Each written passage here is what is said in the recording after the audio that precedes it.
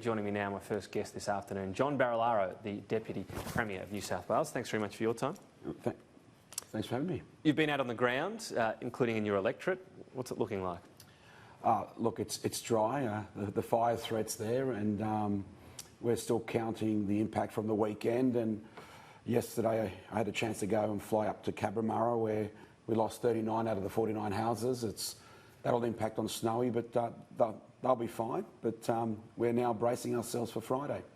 And the big threat at the moment is right around the Snowies broadly. Still 2 now massive fires burning near that region. I was interested to hear on the 2 water bombers there at the moment. Things are so stretched. I mean, you've got this huge body of water in Lake Jindabyne.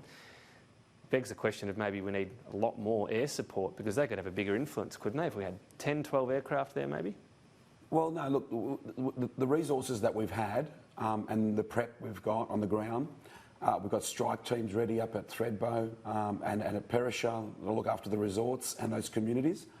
Again, the RFS guys, that because of the better weather conditions over the last couple of days and leading up to Friday, we're doing a lot of work in preparing, putting in place breaks, containment lines, and I've just come back from Bombala, where I'm concerned about the border fire, and they're feeling confident about Friday. So I think we've got every resource we need, and if we need more, of course, they're not far away. But isn't the problem right now, if you need more of the other fire situations, so we can't spare them, and so you sort of look at this and go, gee, if this could happen more often in future years, maybe we need a lot more.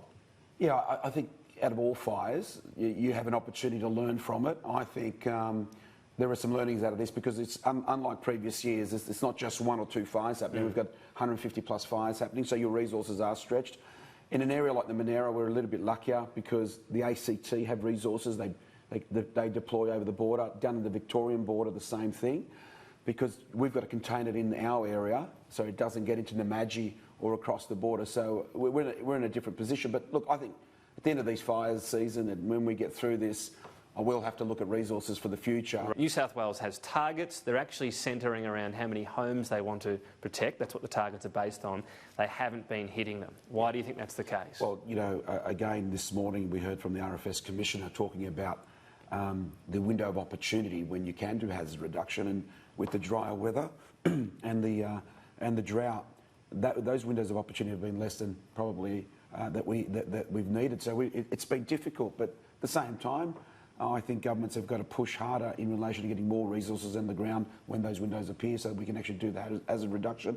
I've had a lot to say in the past about it, more to be said in the future. Right now we'll focus on recovery and dealing with this weekend's weather conditions. So more resources, when there are these smaller windows, get lots more people conducting them. There is a report in the Australian at the moment that the responsibility about hazard reduction could be stripped away from the current environmental department, the region within that, and given off to other areas. How would that help if it's just about resources and a smaller window? Well, look, that story this morning is one that's been is in the press, but that hasn't been discussed at a government level. Would you support it though? I'm open-minded to having a look at anything that deals with the issues that we'll learn from this fire. And I heard the Premier this morning say that we'll take nothing off the table, but we're not there yet. We're a long way from having a review, an internal review about these fires, about management, hazard reduction, land management, resources for our volunteers, and we've got and there will be other learnings. I think what we're hearing is, the volunteers on the ground are saying these fires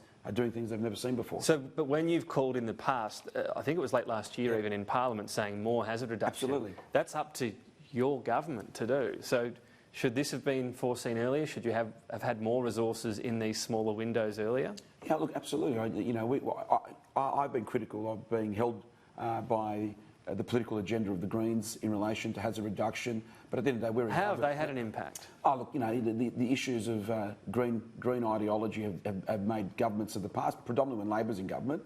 But this is your government. Yeah, absolutely. So the Greens don't have any impact on your government. Well, look, they do. We still need some of their votes on the crossbench in the upper house. We don't have the votes. So has there been policy changed on hazard reduction because of Greens? No. And I said overnight clearly that we're in government. We've got to take control, and if this has got to be an improvement in hazard reduction in the future, we need to get on with it. You mentioned Labor as well, just finally, and you've said before Bob Brown locked up too much of New South Wales and national parks. Would you like to reduce the size of national parks? Well, no, Bob Carr's approach was lock it up, do nothing, and in times of fire you let it burn, and that's the legacy that Bob Carr left us. It's not about having less or more national parks, it's managing national parks.